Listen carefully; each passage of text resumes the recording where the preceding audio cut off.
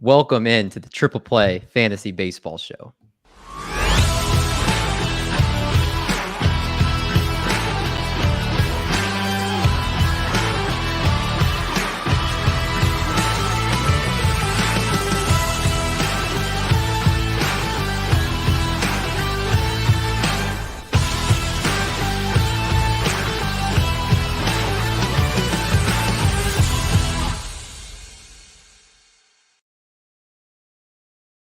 What's going on, everybody? Welcome back to the podcast. Welcome in to another episode of the Triple Play Fantasy Baseball Show, a proud member of Fantasy Points and the Fantasy Points Media Group.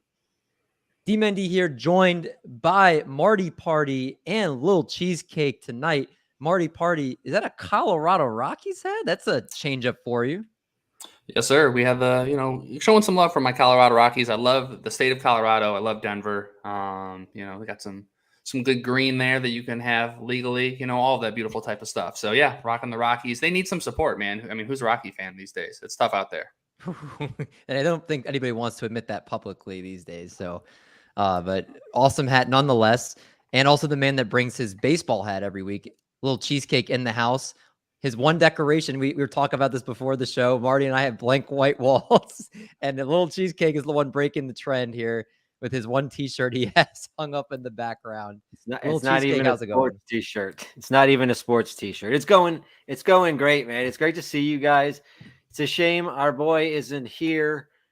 Unfortunate kickball injury, sending him out, putting him on the IL with a concussion. He's in concussion protocol right now from kickball. We heard the story. We're not going to share details. It's gruesome. No one wants to hear that story. But pour a little out for your homie tonight, everybody. That's right. Doc on the 7-day IL with the concussion from co-ed kickball. He should be back hopefully next week. He's feeling a lot better, but trying to keep his screens limited as he's kind of recovering from everything. So we'll miss him tonight. I think Marty's going to be able to get through his 2-start pitchers without being interrupted. Fly by, man. This is going to be a 30-minute episode. Yeah, that's right. Not a filler there from Doc, but I'm pumped to do the show with you guys tonight. It's been a chaotic week for me, but this is something that's always kind of just brings you back to homeostasis, is doing this podcast. So without further ado, let's do how we always do, and let's get things started with the Triple Play Fantasy Rundown.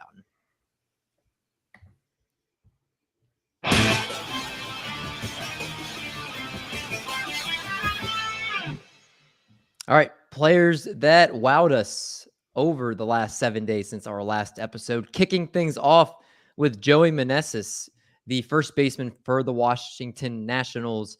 Over his last 7 games, a 346, 370, 500 slash line, 1 home run. He's got 3 runs, a walk, and 4 strikeouts over that time. He's played 13 of the last 15 games for the Nats. Only a 15.4% K rate on the year, barreling balls at 12% of his at-bats. Granted, again, very limited sample size as he only has 52 plate appearances. But what gets me excited about Joey Manesses for the rest of this season is he's going to get a lot of playing time, as the Nats have just been obviously one of the worst teams in baseball. And playing time at this point in the season for fantasy is a big deal. And again, maybe he's not going to be a league winner for you, but he's someone that can accumulate some stats for you if you do need guys to get plate appearances at this point in the year. And again, the K's 15.4% K rate, he's going to put the ball in play. So he's somebody that if he's out on the waiver wire, and I would say like a 15-team league, he's definitely worth a pickup. If you're anything shallower, like 12 or 10, maybe I'd be a little bit more skeptical on doing so. But 15 teams or deeper, this guy needs to be rostered. So make sure you pick up some Joey Manesses in those deeper leagues.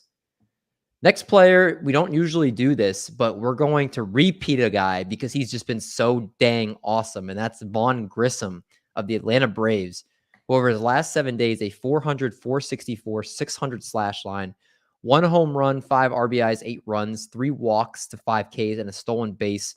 He's had multiple hits in 5 of his first 8 games, and for people that were concerned that he might lose playing time when Ozzie Albies and Orlando Arcia come back, Marcell Ozuna has been sitting recently a bunch of games. He's had his bat taken out of the lineup. Marty, I think as long as Grissom continues to hit, he's going to get plate appearances. For those that were worried about that, I think they'll be there. What are you doing with Vaughn Grissom? Or is he somebody you think you can count on the rest of this season? Now, that is the question. I think right now you have to roster him in every type of league, 10, 12, 15-team league. You have to pick him up. I picked him up in TGFBI and Glarf. I have a lot. I probably have more money than I should, so I spent a pretty penny to make sure I got him. He's still only 61% rostered in Yahoo League, so it's possible he's still out there for you. Now, in a few weeks when Albies does come back, that may be, he may take a little bit of a step back. We don't know if he's going to play at, if he's going to go over. He can't. I mean, Swanson's there at shortstop. He's been playing like an all-star all year. So maybe he will go to the outfield. He doesn't have too much playing time or experience there. But like you said, Ozuna has been pretty brutal. I mean, 5 out of the last 8 games, he has multi-hits. In the minors, he was a really big contact guy. And it looks like so far he's found power almost instantly here in the pros. So he looks good there. We're seeing him even. He's got 2 steals. So we all need a little bit of speed. So ride the wave until it crashes. No matter what league you have him, you got to scoop him up. Vaughn Grissom, a must add. And I think probably out of everybody we talk about on this episode, somebody that you need to make sure you roster. He could be somebody that I've heard a couple of people say he could be that league winner, somebody that is the game changer for you down the stretch here. Next player on this list, let's talk about Emmanuel Rivera. Over his last 7 days, 292, 370, 750 slash line, 3 home runs, 5 RBIs, 5 runs, 2 doubles to 7 Ks. He is splitting time with Josh Rojas at third base for his lack of defense. He's kind of the bat when they put him there, and Rojas is kind of for when they need the defense there. But above average home hard hit rate and K rate on the season. Again, maybe a serviceable player here. His last 4 or 5 games has not been too great after a nice stretch. LC, is he somebody that you're looking at, or do you think we missed out on the hot stretch and someone you're leaving on your wire? I think we missed out on the hot stretch. It was in Colorado. I do think you can look at Emmanuel Rivera. He came in with a reputation of being a person who could hit lefties pretty well. And Arizona is giving him a good look. I think if he's facing lefties, if there's a run of lefties, and the NL West has a lot of lefties, if there's a run of lefties coming up, he's going to be getting playing time in those games. He does have the potential to run into a few home runs, but I don't think he's anything special. I think he was like a under 100 WRC plus player when he was with Kansas City this season. So I think we're just seeing a hot streak and a little Colorado magic. Yeah, I think that's a great point. I didn't even realize about the Coors Field until you just brought that up. I think that's a really good point to add there for Emmanuel Rivera. Somebody probably good left on your wire unless you're in the deepest of leagues. Last hitter we'll talk about, Brett Beatty, who was called up yesterday by the New York Mets, which was very surprising considering he only played 6 games at AAA. He hit 312 in AA, 89 games, and 364 in AAA. Somebody that's known to have a very high power grade. If you look across Fangraphs, MLB.com prospect analysis, again, talking about just how great this kid's bat is, the power side of things. Does have some ground ball problems as he hit an over 50% ground ball rate last season. But called up yesterday a home run in his first major league at bat, 1 for 4 on the day with 0 strikeouts. And today, currently 1 for 2 in the game the Mets are playing right now with 1 hard hit ball in that game. So early on, making some noise for the New York Mets. Has great prospect pedigree, just drafted a couple seasons ago. And he's playing third base where the Mets didn't have a steady option there at that position. So Brett Beatty is another player that if he continues to show what his bat can do, and again, you can see at AA and AAA, he was doing just that. Maybe not to the Vaughn Grissom level, but somebody that if you need a corner infielder, he could be a nice piece in those 12 or 15 team leagues that could help you out down the stretch, especially if you need some power. So Brett Beatty is definitely, I think, worth the pickup if he's out there in your league. Let's talk about a closer, which we do every once in a while on the show, Alexis Diaz, which, guys, do you know who he's related to? The Diaz? The Mets Diaz? Yeah, he's Edwin Diaz's brother, which I didn't know until earlier today. So Does he have the same walk-in music or no? That's a good question. They have similar deliveries. Their deliveries look a lot alike. Yeah. Well, over his last 7 days, 4.2 innings, 2 hits, no runs allowed, 2 walks, and 10 strikeouts, 1 save. He has 5 saves on the season since August 6th, and only 1 earned run allowed in his last 17 appearances. LC, he seems like he's going to be the closer for Cincinnati down the stretch here. And we need closers because there's so many teams that rotate that job. Is he somebody that no matter the league, if you need saves, you are going after this guy? I think so. I think he's been, I mean, as you can see, you put it up there on the screen. 16 of his last 17 appearances have had 0 earned runs. On the season, he has 4 wins. He has 5 saves. He's been getting 2 inning stints, over 1 inning stints with them, with Cincinnati recently. You got to hold on to, you got to go after a guy like this. Hunter Strickland had the job, kind of just converting easy save opportunities, faltered. Diaz is the guy now. I think they're going to go to him in all their highest leverage situations, which might mean that he doesn't get all the save opportunities, but I think he's going to definitely be getting save opportunities. He's their first option in the 9th inning when they need to shut it down. And he's been pitching fantastically. He's got a .91 whip on the season and a 1.75 ERA. So it's been good. It's been good for a while, but he's now just getting those opportunities. So you got to snap him up.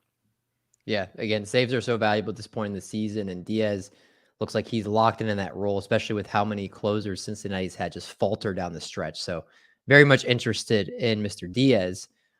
Another pitcher we have to talk about here, the starting pitcher variety, Kyle Gibson. His last 2 starts, 12 innings, 12 hits, a 3.75 ERA, 2 walks to 14 strikeouts. But over his last 26 innings, which spans 4 starts, a 2.76 ERA, 18 hits, and 22 strikeouts. Marty Party, are these actual changes in his profile we're seeing where he could be worth a pickup? Or is it just because he's playing weak opponents? I know he's played the Braves, and that was impressive, but I believe his other 3 starts were against like the Nats, I want to say the Pirates, and like the Marlins or something like that. It was something along those lines. So is he somebody that you're going to trust, or you think it's just matchup based? I think it is matchup based, but overall, I love Gibby. Kyle Gibson's done a great job all year. He's only 44% rostered in Yahoo leagues. Over 127 innings the entire year, he has a 4.07 xERA. Now, obviously, that's not elite, but that can play. And the Phillies are 6-10 over their last 10 games, or 6-4 over their last 10 games. So we're starting to see them pick it up a little bit. So the wins could possibly be there. He goes very deep into games. So as you'll see this as the year ends, you're going to see a lot of younger pitchers. They're going to start to curb their innings. So you're going to have to kind of worry about that. Gibson has 6 quality starts in his last 7 games, and overall he has 13 quality starts on the year. So if you are in a quality starts league, he's honestly elite. He has more quality starts than Dylan Cease, Shohei Ohtani, Nestor Cortez, and Tony Gonsolin. So I mean, those are some pretty great names. And then when you look at his schedule coming up here, so he has a start against the Mets versus New York. That one's obviously going to be tough. After that, they play the Reds, the Pirates, the Diamondbacks, the Giants, the Marlins, and then the Nationals, and then the Marlins. So a lot of great matchups coming up. So if Gibson's out there on your waiver wire, scoop him up. Gibson, definitely an interesting play at this point down the stretch here. Let's talk about Edward Cabrera, another Marlins pitcher that's been just on fire. Last 2 starts, only 9.2 innings, so he hasn't been going deep into games. 6 hits, 0 earned runs over that time, 4 walks to 13 strikeouts. But something that's very interesting, he's only allowed more than 3 hits in one of his 7 starts since June, but he has not gone 6 innings in a start since June 7th. Now, just looking at Edward Cabrera's profile by start over his last few outings, he has increased the use of his 4-seam fastball from earlier this season. Early on, he was using it anywhere from like 16 to 23% of the time.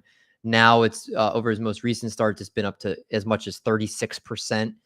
The sinker has been diminished until his last start, but he's been still heavily relying on that curve. The slider has been increased in usage, and the change has been about pretty steady. So it seems like he's just increased the use of his 4-seam fastball while making sure the slider is still heavily utilized here. He's been somebody that's been electric for the Marlins down the stretch. And if he's out there 10, 12, 15 team leagues, he needs to be picked up because Edward Cabrera has been serviceable. He'll give you strikeouts. He's going to keep your ERA in check and your whip. So Edward Cabrera on the pitching side, I think deserves to be picked up as much as any of the guys we've talked about tonight. Last player we'll talk about here. I have a soft spot for JP Sears, and I don't know why. I think it's just because it looks like he does his job, is not flashy, but last outing, 5 innings, no runs allowed, only 2 strikeouts. But in 16 innings between the Yankees and the Athletics this season, he was a part of the Frankie Montas trade. He's allowed 10 hits in those 16 innings, 2 earned runs.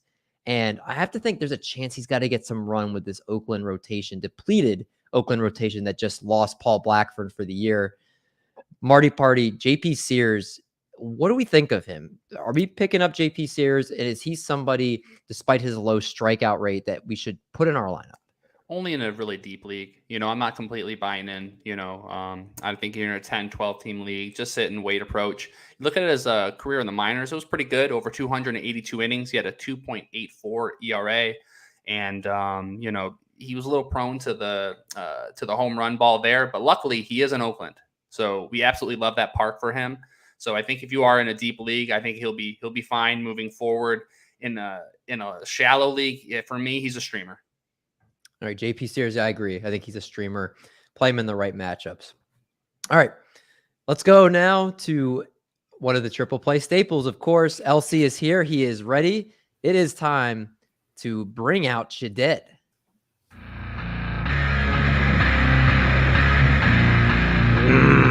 Yes, the dead will come to the cart. Bring the dead to the cart. Good. Chip, cheerio. Marty made a good point.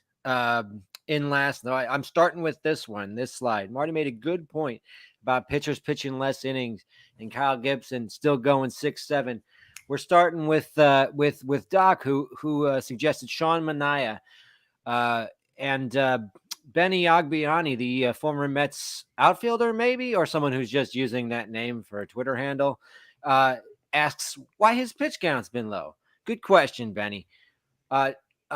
D. Mandy suggested in Twitter, I did not put his tweet up, that they're not giving him the third time through the order thing. This is a true thing. He went at least 86 pitches in 14 of his first 17 starts, and he's not gone over 83 in his last 5, only averaging 76. Really cutting his pitches down, Manaea. So Doc is definitely feeling it. I dropped him a month ago, kicked myself to do it. It looked like it was the smart move. Now, Doc, not content to just give me one player to make a slide for, I put the second player he suggested on the same slide. Yeah, Penn Murphy, a middle reliever for Seattle. And I'm telling y'all, if you guys need some ratio help, look to that Seattle bullpen. There's a lot of good arms up there. Penn Murphy had been a good one, giving up earned runs in his last 3 outings. Looks like Doc caught it on the chin for 2 of those outings at least. Tough one for you, Doc. Thanks for sending in Manaea. It is kind of sweet to see that the guy who I was kicking myself for dropping, now you're kicking yourself for picking up. It's a sweet one. Next to Luis Robert from last week, CF Waco. ROI is what he says, return on investment. Now, this is a thing. Luis Robert hitting 301, 12 home runs, 11 stolen bases. So he's doing okay. He's giving you production, but he has only played in 83 of 119 games played. The latest update from CBS Sports is that he's trying to swing. But he's not sure. He's supposed to take batting practice today. Is there going to be a little bit of soreness in the hand when he's swinging? That's going to determine when he comes back. He pinch ran yesterday, though. They're not putting him on the IL. And there's a lot of White Sox fans want to know why they're playing games with saying how injured he actually is, and how annoyed they are about how the White Sox lie about the availability of their injured players. I also love this picture. This is Luis Robert in minor leagues. His hat is a howling wolf. I don't know what minor league team that is. I want to get that hat. It's a pretty cool one. Brandon Lowe, Fishy Fisher 82 suggests Brandon Lowe. Brandon Lowe is 567th rated player on the Razzball Player Rater. Definitely drafted in the top 100. -$8 player. His hard hit percentage is down. His walk percentage is down. His power is down. His average is down. X-Woba down and X-Slug down. Of course, going through some injury troubles. All different kinds of fans. You got one fan who says, Brandon Lowe just sucks, dude. I need him off of my team immediately. While another fan said, very compassionately, Brandon Lowe should take the time to heal now. We are going to need him to be 100% down the stretch. He's not healed now. He's not helping your fantasy baseball team. Fishy Fisher, sorry, he's been clogging you up. 567 on Brano, though. Brutal. Here's my first submission of the season, Josh Donaldson. Josh Donaldson has been clogging up my team. I don't know why I can't drop him because, well, I know why. There's not good third baseman on the waiver wire. There's just nobody. So who are you going to drop him for? There's just nobody. He's has 97 games played. The real thought was like Donaldson's going to be good if he's healthy. Well, he's been pretty healthy. He's played almost 100 of 120 games, but he's hitting 223. He only has 12 home runs, and he only has 87 runs plus RBIs in those 97 games. Not getting it done for me. He's a 306th rated player overall. Performance concerns. I did look up the most similar value per plate appearance. Hunter Dozier and Elvis Andrus for Josh Donaldson. Not the company you want him to be keeping. Marty, suggesting Riley Green. This is a tough one. Riley Green has been a weird effect on the Detroit Tigers season so far. His injury when he was going to be coming up, plus expectations, led to a trade for Austin Meadows. Austin Meadows is 27 years old. He's still with the Tigers organization. This year, though, has been a lost season. 0 home runs. He was removed from a rehab assignment yesterday for reevaluation. So it looks like he's not coming back anytime soon. Now, they traded Isaac Paredes for him, who's hit some good home runs, 14 of them so far this year, and a compensatory draft pick, which ended up being Ryan Cermak from Illinois State at outfielder. So keep an ear out for that name. If Tampa Bay brings him up, this is another cost of this trade. This injury, the expectations of a dying GM to compete and make a move. I do think that Meadows will pay off in the long run for him. This season was lost. Riley Green this year, 31% K percentage, but a 327 BABIP. So he's hitting the ball hard. He should have hit. He has 4.2 expected home runs, only 3 home runs. What you're seeing now is that from the first half to the second half, his production dropped. His K rate skyrocketed. 122 plate appearances in the first half of this season, 122 in the second half.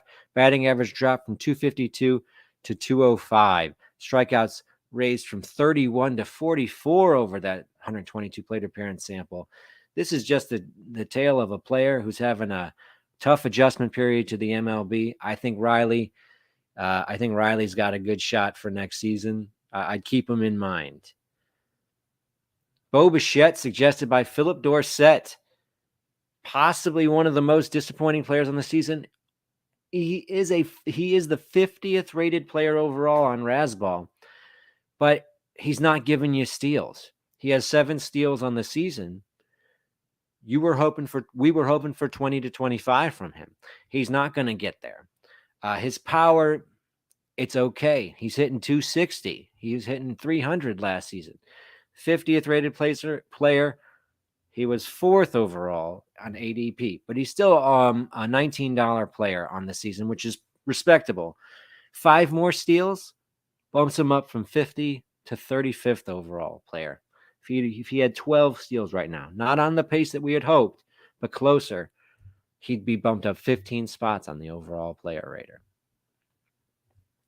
Last but not least, Taysol81 suggests Chris Bryant and Fernando Tatis. Boy, the tale of 2 lost seasons right here. Tatis is unquestionably the bring out your dead most valuable player for 2022. I think that award has been wrapped up. DeGrom might have been able to catch him, but he's been too good since he got healthy. So Tatis, you're running away with this award, and with your suspension, there's no way that you're not going to keep this award this season. Chris Bryant, only 142 of 120 Rockies games. Injuries have been killing him. 125 WRC plus on the season. Yay. Only 5 home runs, though. Tough season for Chris Bryant with the injuries. Even tougher for Fernando Tatis with the injuries, and that all stemmed from stupid decisions. So bring out your dead cart, carried off. Back to you guys. Wow, a lot of people hurt this past week. And Britton added a late addition here. Good evening, gents. Last minute addition to the cart today. Lucas Giolito gave up 8 hits and 7 earned runs in 3 innings, and now has an ERA on the season of 5.34. Hit the cart, Lucas. Oh my God. It's so brutal. Sandy Alcantara is the number 2 overall pitcher. You're the one bringing up this. I wasn't even going to say anything. You keep bringing this up. It keeps me up at night. You know what I mean? What are you going to do? I don't think anybody saw this. This is the Lucas Giolito before Ethan Katz got there. It's the 2019 Lucas Giolito who had the highest ERA of qualified pitchers. Yeah, he's completely turned into that, which is a bummer. He's a good dude. I watch him on the Rose rotation. He's a nice guy, but you hate to see it. And quickly, just a fun Boyd game to play. If you're a Detroit Tigers fan, which guy was more disappointing this year? Eduardo Rodriguez, Javi Baez, or Austin Meadows? Ooh, you could sit around, have a couple beers, and that could be a debate. They were all awful. I might say Javi Baez for the contract that he has. I guess you could. Yeah, if you put that into it. But Eduardo Rodriguez, he hasn't really played. And we hated him a bunch. He'll be back Sunday though against the Angels, so keep an eye out for that. Do we know why he took time off? It was personal reasons, right? Yeah, like he was having trouble with his spouse, and they didn't really go into it. No, that's interesting. Doc, even though he's not on the show, checking in. Art soothing dad, bring out your dead voices. You're soothing him. There's your bedtime story. Bring out your dead. My pleasure. He's all standing for Lucas, and he says Austin Meadows gets his vote. The vertigo, that's still the thing with him? The vertigo? No, it's the most recently. It was both his Achilles were hurt. He injured both Achilles muscles. Man, it must be it's Achilles muscle. I don't even know. It doesn't matter. The point is he can't even walk. Poor Austin Meadows and poor Detroit Tigers. I know I might have asked this before, so forgive me if I did. When was the last good contract they've given out after Miguel Cabrera? Because I'm thinking in my head, it's like you look at obviously these contracts, the Jordan Zimmerman contract. I feel like they got like a free agent signing. Yeah, who was a good free agent signing that's actually blasted? I just have to go back to Gary Sheffield when he was on our team for a year and he was pretty good. Wait. Sheffield, there's been you got Cabrera. Maglio Ordonez was a free agent sign, or was he? That was before that. Yeah, that's true. That was before Cabrera. Yeah, that was before Victor Martinez. I was thinking Victor Martinez. V-Mart, V-Mart was good. Yeah, that's a good one. Maybe, but I love Prince Fielder. A lot of Tigers fans hate him because he wasn't good in the playoffs, but I mean, he was really good for those 2 years. And then we traded him for Kinsler. Kinsler was pretty good, but He didn't fall off when he was with Detroit. I forgot where he fell off. No, it was Texas, and he got a neck injury, and that was the end of his career. Mm-hmm. And Doc says Victor Martinez finished second MVP voting in 2011. Yeah, Victor was basically, it's been a decade. Yeah. Yep. There's a lot of franchises who have that. Not many have taken as many swings as the Tigers, and so that's admirable. You look at what Cleveland has done. They haven't given anyone contract except Ramirez. Well, not a bad one. Scope's been decent for the money. I guess that's a good point, Brendan. Yeah, not this year, but the 2 years before he was pretty good. I remember hating the Tigers so much when they had Maglio Ordonez, V-Mart, obviously Cabrera. I remember Brennan Bosch being an annoying thorn in my side. All with the Bosch. Goodness gracious. Brandon Inge. I remember hating that team. Just all the players on it. The 2011, 2012, 2013 team, they were absolutely incredible from their pitching staff, which had 4 Cy Young, on it. It was absolutely incredible. And the last thing on the Tigers, I know no one gives a damn about them, as you shouldn't. But ever since the Mike Ilitch, who used to own the Tigers, since he passed away and his son Chris Ilitch took over the team's been abysmal. The free agent signings have been awful. And he blamed Al Avila for the team and all their signings. He didn't take any type of ownership. He's like, I'm not the GM. So the guy's a fool. The organization's in shambles. hopefully next year will be better. I think it's always next year. I'm gonna take a drink. There we go. Woo. I feel like Marty, I may need to get you in on this Orioles project because I think it needs to expand to sons who take over for their fathers and screw up a franchise. Because I think that's a big thing in sports. Like we can come up with 20 examples of that. Absolutely. Yeah. Britton adds Torque and Green will come around. There's light at the end of the tunnel. Am I the only one that's really nervous about Spencer Torkelson? I think Bradley. You have to be nervous. He was the number 1 overall pick, and this is his first, really big go around. So we'll see. I don't think he's obviously not worth dropping or anything like that in a dynasty league, but it couldn't have gone worse. And he's not doing very well at AAA. That's what I'm saying. And I've talked about this with Michael Richards on the Call Up Show, which if you guys haven't checked out every week on the podcast and YouTube. He said that he's had a problem with the way certain teams bring up prospects and that he thinks it ruins them once, if they're brought up too early or they're not properly prepared enough in the minors. And he didn't necessarily name Detroit as one of those organizations, but if you're a team that's having trouble bringing up prospects or you're bringing them up too soon or you're not getting them the right coaching in the minor leagues, you ruin their psyches for a long time. And the Tigers have proven they cannot develop any type of talent on either side of the ball. While looking at their young arms from Mize to Manning, even Skubal, who's going to be out, with Tommy John surgery. You hop on the last good draft pick was Nick Castellanos. Mm-hmm. That was weeks ago.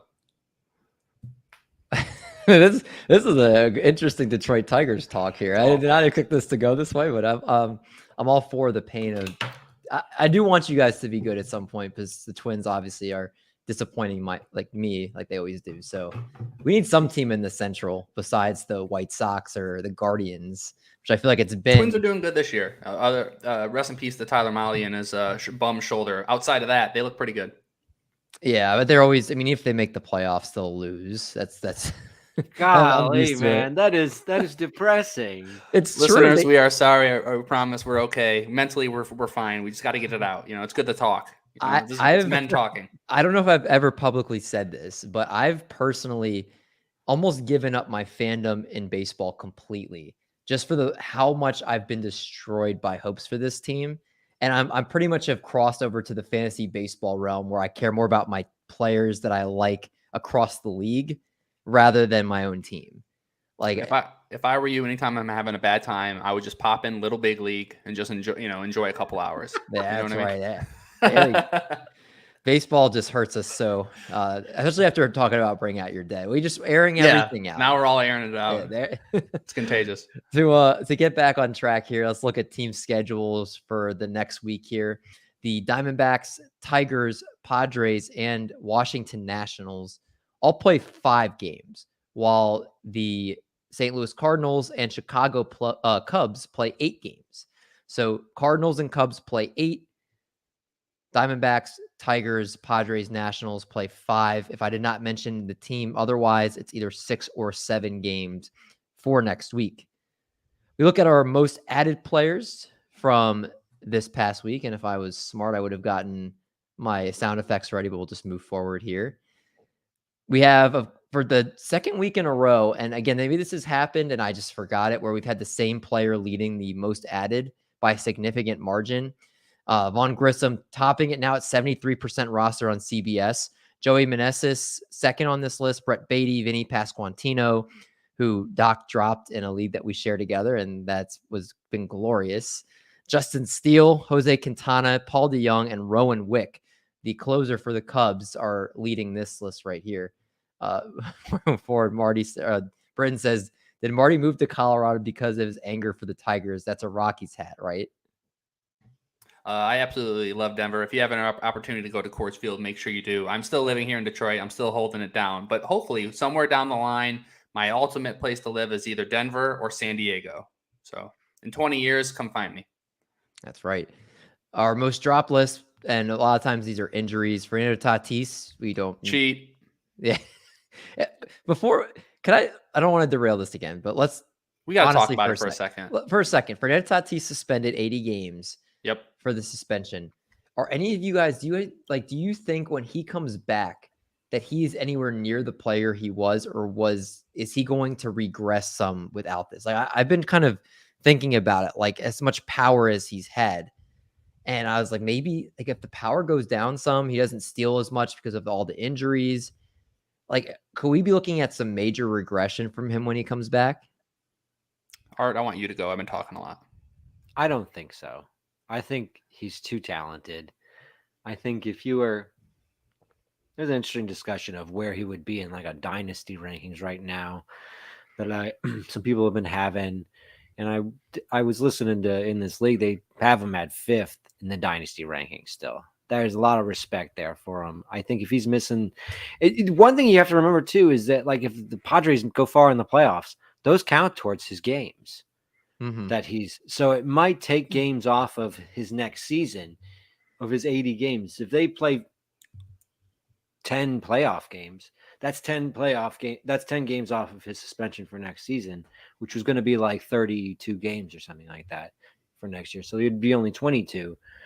But remember to count those games when you're looking into it. I still think he's a top, he'd be like an injury. Like if a guy missing the first month, he'd be like, how much would you, and he's better than Acuna this year. Yeah. Yeah. I mean, Acuna gradually jumped back up into the end of the first, but I don't think Tatis is going to do that. But I think he'll probably be a second rounder next year. Marty, are you going to draft him next year? No, I won't be drafting him. But I mean, 23 years old, and we have to remember he's coming back from injury from a couple different ones. So maybe he was just doing that to maintain what he already has. Now there are stirrings. He's completely a knucklehead status. I think we all agree that he's just a knucklehead until further proven otherwise. But the talent's there. He still led all of baseball in 2021 in home runs. The speed's electric. He's one of the funnest players to watch. It's a black eye on baseball yet again. It's a bummer for everybody who owns the jerseys, all the kids growing up who looked up to him. It's a bummer all the way around. But as far as his on-field status, if he's playing, he's going to be a top 5 fantasy player. No doubt about it. Do you guys, I forgot where I heard this topic brought up, but I thought it was very interesting. Do you guys think he lost a shot at the Hall of Fame because of this? That this will define him in the sense that whenever he's up for the Hall of Fame, assuming he doesn't get caught again with anything, that he will not get in? Well, we have to. So let's think about this. We're about 25, 30 years away from when they would do that. I got love for the baseball writers now, but a lot of them that are making those decisions will be dead, or at least they won't be doing it anymore. So it'll be a brand new generation that will have a completely different outlook on this. I think if he stays clean and he does what he was on pace to do for, let's say he has a 15-year career and he owns it and he comes back and he says, yeah, I made a huge mistake as a kid, and all of that stuff, I think it's absolutely possible. People still like A-Rod. Yeah. Yeah. But he's not going to get in the Hall of Fame, though. A-Rod won't, but I'm saying Fernando Tatis could. I'm saying with this new generation of baseball writers, starting from now on, it's possible. But a lot of people, as Super Bad said, people don't forget. So, I don't know. I'd like to think yes. It's a good point. It's very much a long time away. People might have forgotten at that point. I mean, I'm just remembering also like with Ryan Braun and the track that he was on, and then what happened after everything came out with him. But his was different because he said, no, I did not. And then he tested positive again for it. So he got popped twice on top of that. So yeah, A-Rod got popped twice. But Nelson Cruz, I mean, everyone likes Nelson Cruz. They might this is the thing with these writers. They'll turn a blind eye to guys they like. Like there's a lot of people from the 90s and 2000s who everyone knows actually did steroids, but there wasn't like a test that they failed. But like everyone knows Piazza did steroids. Everyone knows Bagwell did steroids. Everyone knows these guys did steroids. But there wasn't a test, and they liked these guys. So they eventually got in. They took a while, but they got in. And Cruz is going to be the same thing. They're going to put Cruz in.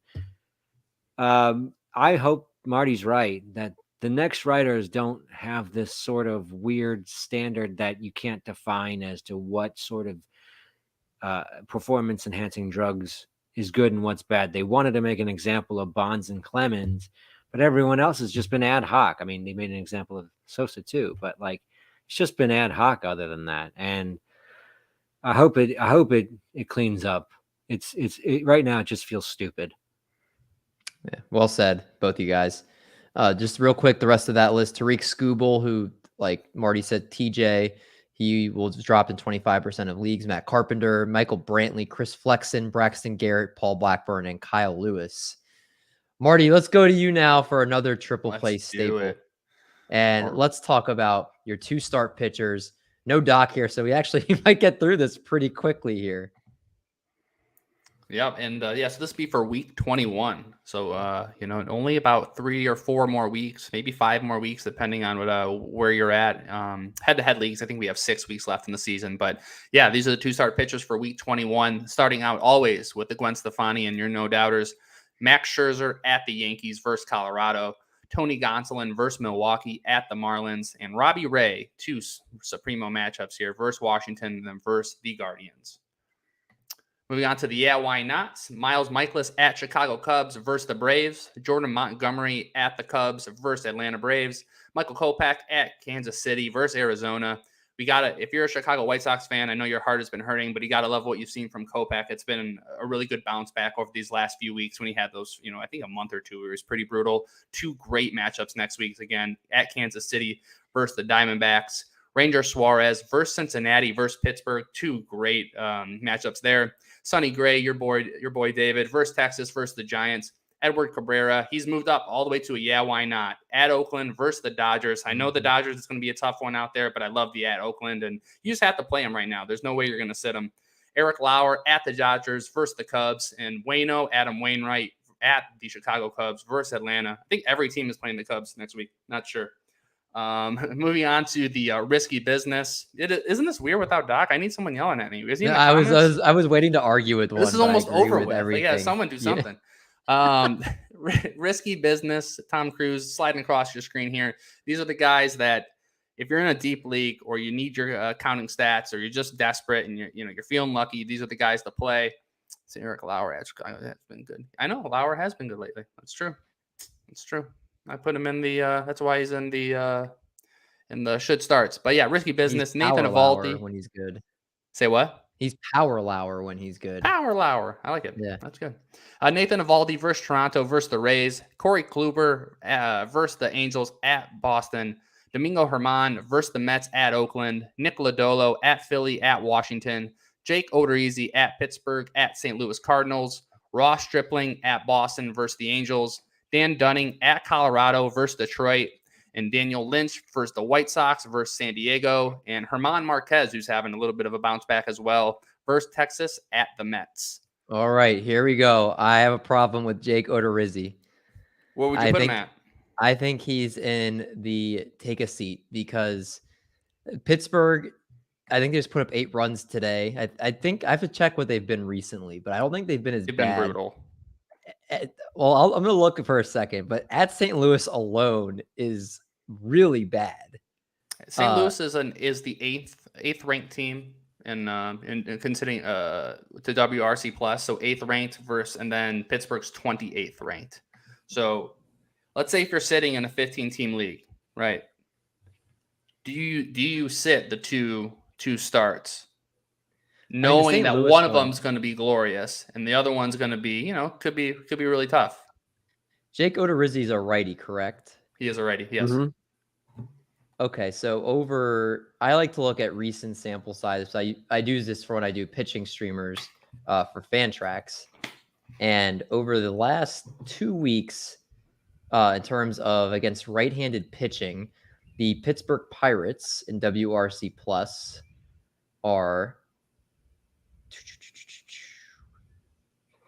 Gamble powered. Oh God, they're last. Gamble powered. I'm sorry, what was that? They're what? They're last. Holy what's moly. St. Louis? St. Louis is St. Louis is second. Okay, so it's a really tough. It's a Jekyll Hyde start. So if he can tread water through the Cardinals, he has a good matchup. I'm not saying you need to play him. I'm saying that there's a really good matchup. There's a bad matchup. That is risky business at its, that's what risky business is. That's what we're doing. I don't think, Marty, would you play him? No. I would play Ross Stripling, I think. Well, Ross Stripling's actually been good. Yeah. The last few times out. Stripling only gave up 1 hit against the Orioles yesterday. I personally would not play Jake Odorizzi, but I can understand why. If you see the Pittsburgh start and you see, versus at the Cardinals, I could see you possibly starting him, especially in a 15-team league. It's true, Doc. I'm glad you aren't there. Anyway, we're moving on to the take a seat. Wait, good matchup, bad matchup, like Freddy Peralta. What is this Freddy Peralta stuff? He is a Freddy Peralta fetish, I think. Yeah, it's really bizarre because number one, he's only pitched once this week so far, and then I'm bringing now. I gotta go look at his. So Freddy Peralta. Okay, here we go. Freddy Peralta, he's only pitched once so far against the Dodgers, arguably the best team in baseball. 4 innings, he had 3 strikeouts, 2.25 ERA. Hey, not too bad. Well, I'm taking the Doc stand this week, and I'm going to say Jake Odorizzi is going to be a sit. Take a seat, because I do not trust him. Even though Pittsburgh has been really bad recently, that St. Louis starts, I think it's going to blow up his entire ratios this week. Possibly could. And Britton Allen says sneaky Ross Stripling, 6 innings, 6.1 is 1 hit and 7 Ks in his last start. So, Doc, I'm channeling you this week, man. I have to carry it for you, so I'm giving him a hard time. I wouldn't have it any other way. All right, moving on to the take a seats. Let's see if you can find any in there. Austin Voth versus the White Sox at Houston. Cole Reagans at Minnesota versus Detroit. Tucker Davidson at Tampa Bay at Toronto. And Zach Lowe, because I wrote it down, Lohg, just so I would say it properly. Zach Lowe versus the Marlins versus the Yanks. TJ Zook, as in close to puke, but it's Zook. So there you go. TJ Zook at Philly, at Washington. Adam Oller versus Miami Marlins versus the Yanks. Roansy Contreras, he's back, guys. He's back. He's somebody I like to keep a look on, Contreras. I actually think he might be pretty good long-term. But he's a sit this week versus the Braves at Philly. And then Zach Plesac at San Diego at the Mariners. Yeah. Those are the 2 starters, baby. All right. Good work from Marty, as always. I guess we'll keep an eye on Jake Odorizzi now. That's for sure. It's funny because now I'm like if Jake Odorizzi has a bad time or has a bad week, like, you didn't get me. I don't think he's good. I'm saying he should be in the sits, not the risky business. Take a seat. We'll see. All right. We're going to switch it up a little bit just so Marty has a chance to take a breather. We're going to go to the Arch Charts and Trends next, and then we're going to do Weekend Warriors. So, Elsie, why don't you go ahead and tell us some trends for this week? All right, let me unmute myself first because I'm a professional, homie. I'm professional. This week, I decided to look up the Razzball Player Raters. I was using it a lot for the Bring Out Your Dads, and I was noticing a lot of decent trends among players and how they were drafted this year, as well as some teams that had been producing a lot of good pitching performances this season, and whether or not we could take some lessons into next season's drafts. The first thing I wanted to look at, this is just a trend. These are the top 23 pitchers this season so far on the player rater. Down roster starting pitching dart throws on good organizations have paid off in a big way this draft season.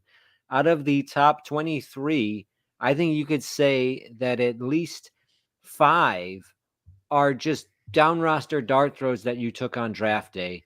Guys who are all drafted ADP past pick 200. Tony Gonsolin has been the number 3 pitcher this season. He had a 285 ADP. Kyle Wright had a 580 ADP. He has been the number 17 pitcher. Tyler Anderson has been the 15 pitcher. He was a 492 ADP. Nestor Cortez was a 312 ADP. He's been the 18th pitcher. Tristan McKenzie from the quote-unquote Cleveland pitching factory, who everyone wasn't sure whether or not they were going to do it this year, been the 23rd best pitcher on this season so far, 222 ADP, the highest on this list. All of them in ADP over 200. I think there was reason to believe that each one of these guys could provide you with some upside. One of the things that I want to point out here is that all of them had good markers coming into the season, looking like they might have a chance at the rotation. I think Cortez pitched well down the stretch last year. Kyle Wright, I think, got a start in the playoffs last year. Anderson had a decent season and was picked up by the Dodgers. Tony Gonsolin, also a Dodgers down roster pitcher that you just could have taken a flyer on. I was not in on a lot of these guys because I just didn't have the confidence. But look at how they produced for you. These guys were just there with the possibility to give you something to remember. Some of the teams I also wanted to point out who have been doing very well on their guys that you might have drafted and teams that have produced a lot of good pitchers, I should say. Cleveland seems to have produced a lot more good starting pitching this year. This year, Tristan McKenzie, Shane Bieber, and Cal Quantrill, all in the top 85 pitchers. McKenzie and Quantrill were both down roster pitchers, both picked past 200. A lot of doubters on this, but Cleveland once again producing good performances from these players. Houston has been great all season. A lot of Urquidy started out very slow, has picked it back up. Their starting staff of Verlander, Valdez, Javier Urquidy, and Garcia, all in the top 53. Next season, I think you got to go back to the well with Houston on that one. Obviously, they've been fantastic. People who trusted in their pitching were really paid off. Milwaukee again producing another a big boom pick in Eric Lauer, who was picked well past pick 200, close to pick 300. Currently the 62nd rated pitcher overall. Freddy Peralta is at 190 due to injury. He'll be climbing back up. So they once again produced a good boom pick. I think next year it's got to be Aaron Ashby's year next year, as he has the talent, and they seem to be doing this every year. He looks like he's the next one in line. 4 more teams I wanted to point out, obviously.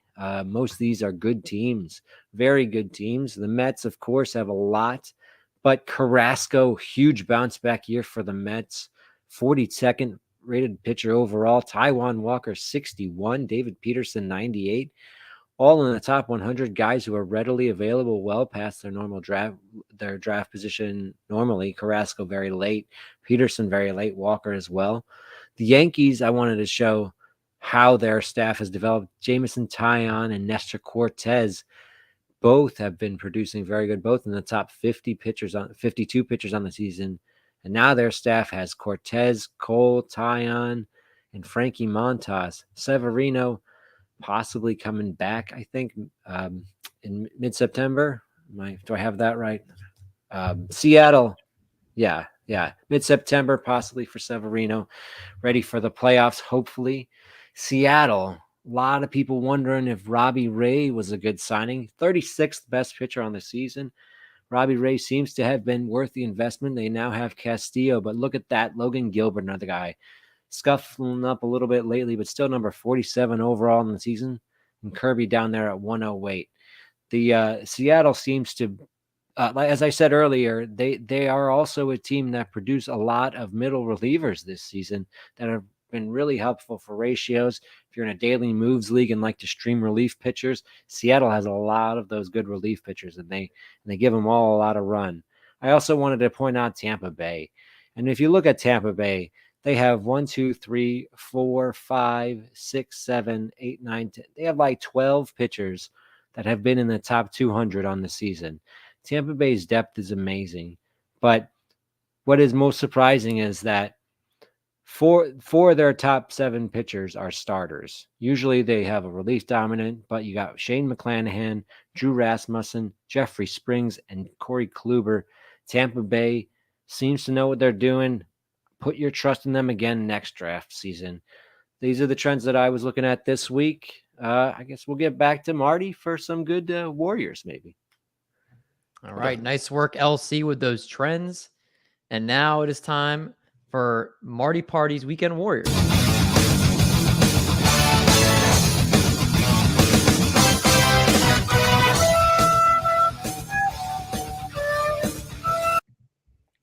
I thought I was going to keep going. That was actually, you know what? I want that to be the Weekend Warrior song from here on out. I like it. I'm with it. And before I hop into this, Freddy Peralta, 4 innings, 1 run against the Dodgers. I'm just saying. So there you go, Doc. Hopefully I can put you to sleep early tonight. So yeah, starting with the weekend Warriors, this is the for August 19th through the 21st. So your Friday, Saturday, and Sunday matchups. As always, these are for my head-to-head people. So if you're in a points leagues, if you're in a head-to-head category league and you need somebody to maybe get you some counting stats going in over the weekend, or you need some extra pitchers for those Ks, for your wins, everything like that, these are the guys I recommend streaming. Starting with Edward Cabrera. So we've heard a lot about him already this tonight, so we don't have to go too far into him. But he has the A's this weekend, one of the worst hitting teams in all of baseball. He's still only 51% rostered. I think that more speaks to the fact that people are just kind of jumping off fantasy baseball. So, they're hopping in the football. They're not as concentrated. So Cabrera could be still on your waiver wire. Again, only 51% rostered. Number 2 is going to be Justin Steele, Chicago Cubs. He's going against Milwaukee. He's only 28% rostered and over 107.2 innings this year. Steele has a 3.61 ERA. I'm sorry, an expected ERA of 3.61. So he's been sneaky. He's been really good. He just came off another great start versus Washington. So Justin Steele versus Milwaukee should be great for this weekend. And number 3, Nick Pavetta at Baltimore. I was completely off the Nick Pavetta train. I think for the most part you should be, but as I talked about, this is going over the weekend. These are when you're desperate and you need somebody. Pavetta at Baltimore. Pavetta's 38% rostered. His last two times out, he has 2 quality starts in a row. His last game versus the Pirates, which, David, that was so nice of you to go over how bad just the Pirates are. Thank you for doing that. They are the worst hitting team in baseball over the last 2 weeks versus righties. He only gave up 1 hit in 7 innings. So Pavetta, a little bit of a bounce back there. So he looks a lot better at Baltimore, which we've already talked about is turning into a really good pitcher's park. Now moving on to your hitters. So starting with Nico Hoerner of the Chicago Cubs, 3 games versus the Brewers, 51% rostered. He's dual eligible at second base and shortstop. Over his last week, his last 2 weeks, he's 8 for 49. So he's batting .367 with a home run, 4 runs, and 6 RBI. But most importantly, everyone's hurting for steals. Hoerner's gotten 3 steals over the last few weeks. So if you need some steals, he could possibly get you them for this weekend. Number 2 is going to be Vinnie Pasquantino, Kansas City first baseman, 3 games at Tampa Bay. He's still only 50% rostered. A lot of people moved on from him after, he kind of cooled off. Over his last 7 days, he's batting .500. He's 10 for 20. He has 5 runs, 3 home runs, and 5 RBIs. I like Pasquantino the rest of the year, and obviously in Dynasty and just moving forward. He's going to be a good, really good player. And then lastly, Ha-Seong Kim. We've already went up Fernando Tatis Jr. He's going to be out for the rest of the year for obvious reasons. San Diego, he's got dual eligibility or triple eligibility. Second base, third base, and shortstop, only 14% rostered. Obviously, we're not going to get too many home runs from him, but he's going against the second worst team in baseball when it comes to team ERA. That's the Washington Nationals. So he's playing every single day. He has 3 games this weekend.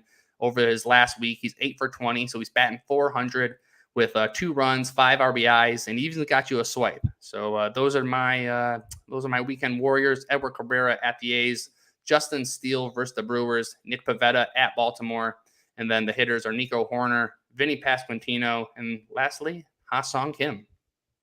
I love those. I'm always a little wary of Nick Pavetta, but other than that, I as you should be. I think those are great calls there. But Mendy, we do things in the context of baseball. It's Friday, Saturday. He's That's right. Sunday start. If you need some Ks, maybe a win. He's going to go at least 6 innings. Going against Baltimore, which is a lackluster team in a really good ballpark. So it's a roll of the dice, as they always are, but that's why they're weekend Warriors. And Drew Rasmussen was one last week, and he did pretty good. I think he took you down in one of your leagues. He did. I lost by 3 points. There you go. So, yeah, no, Marty's on point usually with his weekend Warriors. I love, especially the hitters. I think those are all great calls. Any of them are available, too. You got to pick those guys up. Vinny P's been on another level. Britton, see, this is why I get scared with the hardcore songs. I feel like I'm going to blow people's eardrums. Is that the same one that blew out Toby's? Was that Toby's? Yeah. Toby's was a different song, but I was hoping that song was a little bit more tamed, but that was great. It was like a fantasy movie song, a warrior movie. Like you're walking through mountain regions, running to your next village that you have to. I like that. Final Fantasy baseball. Exactly. Final Fantasy Baseball. I like it. Well, that's going to wrap us up here. We weren't sure if we were going to get an hour today, but we did, and then some. We're going to hit the hour mark right here. Fellas, any work, Marty Party, you got, of course, plug your 2-start pitchers where people can find them. Yeah, and so every Sunday morning for Fantrax, I'll be producing the 2-start pitching article. It's a lot more updated than what I have for the show here because these pitching rotations are changing daily. So hop onto my Twitter, Marty_Tallman. You can see it on the screen if you're on YouTube, and then just enjoy baseball. Just like we only got like a month left or a month and a half, for the fantasy league. So just enjoy it. Art, what do you got for us? Just if you're still listening right now, go to your podcast listening app and give us the highest rating that you could possibly give us on there. Think of a 5-star rating like an investment in getting some steals, 5 steals next week from a player maybe, or 5 home runs. Yeah, of Nico Hoerner. Like this is karmic for you. We really appreciate every listener we have. All of your ratings are so helpful to us in getting our show out to other people. So if you're listening right now, go to your podcast app. If you can rate and give us 5 stars, I really appreciate it.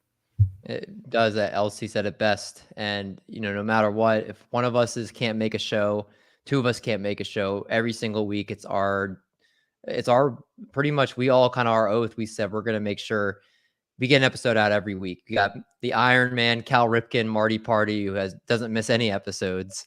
But between Elsie and Doc and myself, missed a couple of last few weeks here. Always will be something for you guys here, whether it's an interview, whether it's a weekly podcast, whatever it is. We put a lot of work in. You can see all the slides, all the stats, everything. So your guys' viewership, your guys' listenership, everything means the world to us. So it really does. So YouTube, subscribe, like the video, comment something below. Podcast, like Elsie said, the 5 stars always help us get seen by more people. So go ahead and do that. Greatly appreciated. But for LC, for Marty Party, I'm D Mendy. And just like that, another episode in the books. Wham, bam, baby.